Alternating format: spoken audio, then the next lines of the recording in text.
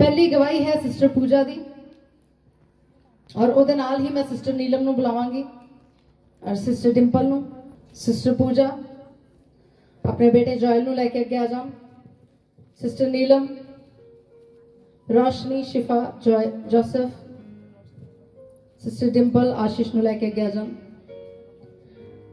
ਤੁਸੀਂ ਪਿਛਲੇ ਹਫਤੇ ਦੇ ਵਿੱਚ ਗਵਾਹੀਆਂ ਸੁਣੀਆਂ ਔਰ ਤੁਸੀਂ ਦੇਖਿਆ ਕਿ ਪਰਮੇਸ਼ਰ ਨੇ ਕਿਸ ਤਰ੍ਹਾਂ न्यू क्रिश्चियन चर्च दुगरी के बच्चों को ब्लैस किया और अपनी क्लास के विच फर्स्ट आए।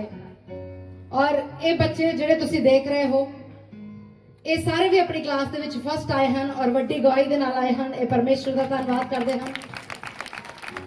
ये बेटा जॉयल है, यूकेजी दे विच पढ़दा है और इस बेटे ने अपनी क्लास के विच फर्स्ट पोजीशन ली है। ये परमेश्वर का धन्यवाद करते हैं कि परमेश्वर पिता के पुत्र के मुंह चों निकले है वचनां नूं आदर दिता है और इस बेटे नूं अच्छे मार्क्स दे नाल पास किया है। और सिस्टर नीलम अपनी गवाही दे विच दसदे हन कि इन्हां दे मदर पिछले काफी लंबे समय तो बीमार चल रहे सी, जिस कारण ये अपने बच्चों वाल बिल्कुल भी इन्हां दी पढ़ाई वाल ध्यान नहीं सी दे पा रहे और पिछले 2 महीने तो लगातार इन्हां दे मदर बीमार होने करके बच्चों नूं पढ़ा नहीं सी पा रहे और इन्हां नूं चिंता सी कि इन्हां दे बच्चों दे मार्क्स शायद घट आउणगे। लेकिन ये दसदे हन कि इन्हां ने विश्वास किया कि परमेश्वर दे पुत्र ने कहा है कि तुहाडे बच्चे अपनी क्लासां विच फर्स्ट आउणगे और परमेश्वर ने इन्हां बच्चों नूं फर्स्ट पोजीशन दे नाल इन्हां दी क्लास दे विच पास किया है। ते परमेश्वर का धन्यवाद करते हैं। और इसी तरह बेटी आशीष है, सिस्टर डिंपल दी बेटी, और ये बेटी अपनी गवाही दे विच दसदी है कि जदों इस बेटी दे 9th दे एग्जाम हो रहे सी उस समय ये बेटी 1 महीने तो लगातार बीमार चल रही सी और 1 महीने पूरे इन्हें स्कूल तो छुट्टियां कीतियां सी क्योंकि इस बेटी नूं टाइफाइड हो गया सी और टाइफाइड के कारण बहुत ज्यादा बीमार सी।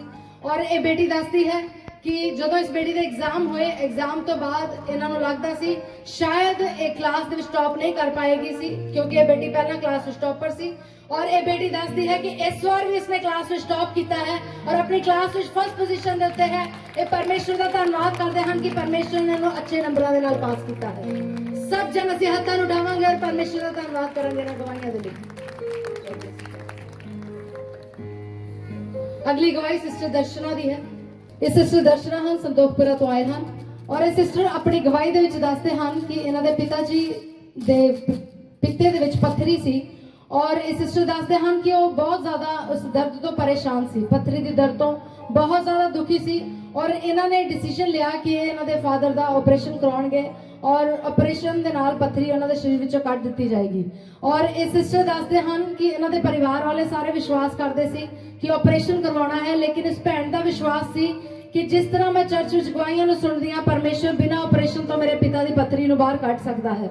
और ये सिस्टर दसदे हन कि इन्हां दे पिता जी नूं हॉस्पिटल दे विच ले जाया गया और ऑपरेशन दे लई सारियां तैयारियां कीतियां गईयां और जदों उन्हां नूं ऑपरेशन थिएटर दे विच ले जांदा गया उस तो बाद उन्हां नूं सुन करन दे लई इंजैक्शन भी रीढ़ दी हड्डी दे विच लगा दिता गया।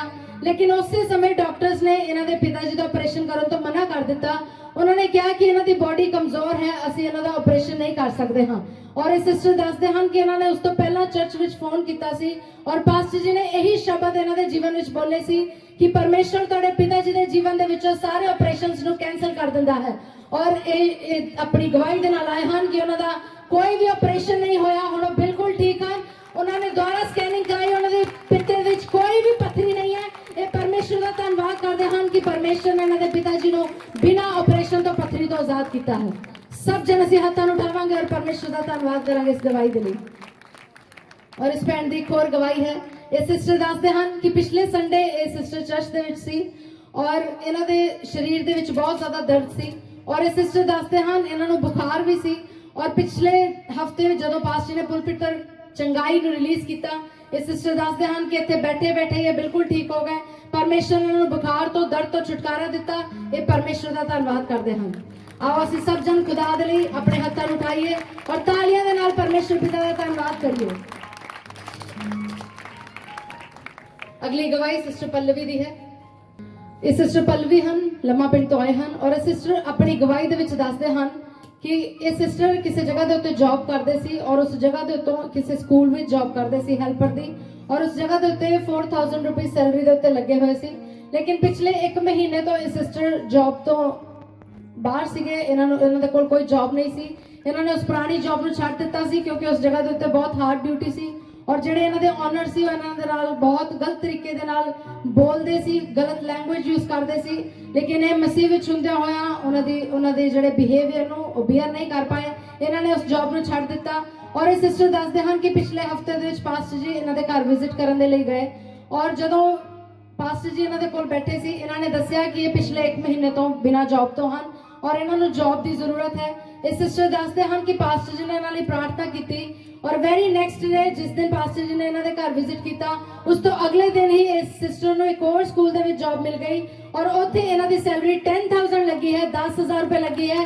ਇਹ ਪਰਮੇਸ਼ਰ ਦਾ ਧੰਨਵਾਦ ਕਰਦੇ ਹਨ ਕਿ ਪਰਮੇਸ਼ਰ ਨੇ ਇਹਨਾਂ ਨੂੰ ਬਲੈਸ ਕੀਤਾ ਹੈ ਨਵੀਂ ਜੌਬ ਦੇ ਨਾਲ। ਸਭ ਜਨ ਹੱਥਾਂ ਨੂੰ ਉਠਾਵਾਂਗੇ ਔਰ ਖੁਦਾ ਦਾ ਧੰਨਵਾਦ ਕਰਾਂਗੇ ਇਸ ਗਵਾਹੀ ਦੇ ਲਈ। ਅਗਲੀ ਗਵਾਹੀ ਬ੍ਰਦਰ ਗੁਰਮੀਤ ਸਿੰਘ ਦੀ ਹੈ ਲੱਤੇਵਾਲੀ ਤੋਂ। और एक बार फिर तालियां दे नाल परमेश्वर दा धन्नवाद करिए ना चंगाइयां दे लई, इन्हां आशीषां दे लई और इस बरकत दे लई परमेश्वर ने जो साडे जीवनां दे विच दित्ती है, साडे भैणां भरावां दे जीवन विच दित्ती है।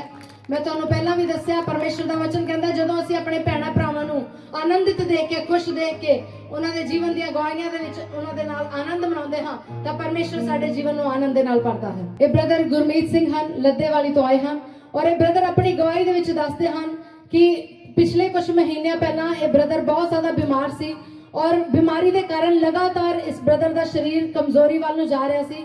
दिन प्रति दिन ये कमजोर तो कमजोर होंदे जा रहे सी और इन्हां दे इन्नी ज्यादा कमजोरी शरीर विच आ गई सी कि ये अपने आप चल भी नहीं सी पाउंदे और किसी का सहारा लैके चलते सी।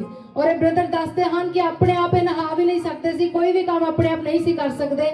और इन्हां दे बेटे जो कि चर्च दे विच वॉलंटियर हैं, उन्होंने परमेश्वर दे वचन दे बारे दस्सिया और इन्हां नूं उत्साहित किया कि तुसी चर्च दे विच आओ, परमेश्वर दा आत्मा छू के तुहानूं चंगाई देगा। जिस तरह तुसी परमेश्वर दे वचन नूं सुनदे जाओगे, खुदा तुहाडे शरीर नूं होर दिन प्रतिदिन चंगा करता जाएगा। और इस ब्रदर ने विश्वास किया और ये चर्च दे विच आए और ये ब्रदर अपनी गवाही दिंदे हन, हुणे बिल्कुल बिना सहारे तो अपने आप चलते हैं, सारे काम अपने आप कर सकते हैं। ये परमेश्वर का धन्यवाद करते हैं कि परमेश्वर ने अपने वचन को भेज के इस ब्रदर को चंगा किया है। सब जन असीं हत्थां नूं उठावांगे और परमेश्वर का धन्यवाद करांगे इस गवाही दे लई।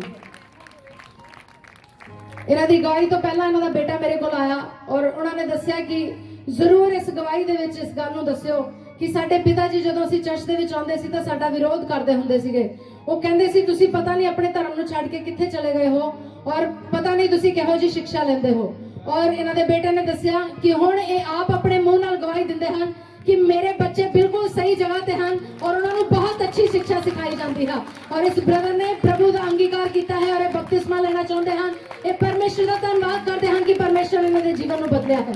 सब जन असीं हत्थां नूं उठावांगे और जिंदा गवाही दे लई परमेश्वर का धन्यवाद करांगे।